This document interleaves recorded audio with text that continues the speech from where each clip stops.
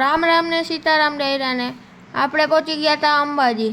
આગલા વિડીયોમાં જોયું હતું એમ અહીંનો વ્યૂ ભાઈ એક નંબર હતો। પહેલાં એમ થતું હતું કે અંબાજીથી પાછા વહી જાય, પણ જો આ વ્યૂ જોયો ને એ પછીથી એમ થઈ ગયું કે ના, હવે આગળ તો જવું જ છે ગમે એ થાય।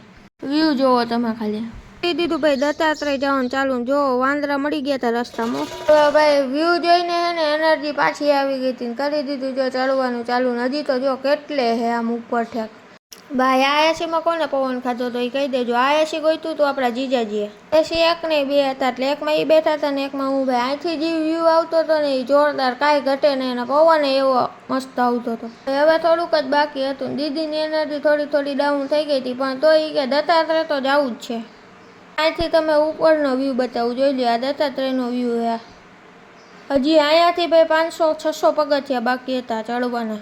ફાઇનલી ભાઈ દત્તાત્રેય પહોંચી ગયા હતા ને જોઈ લો, લાઇનમાં ઊભું રહેવાનું હતું। 6:30 આપણે પહોંચી ગયા હતા, એટલે મંદિર નહોતું ખુલ્યું, 7 વાગે ખુલવાનું હતું। ભાઈ ફોન લઈ જવાનું ઓલું નહોતું, એટલે આપણે કાંઈ બતાવી ન શક્યા।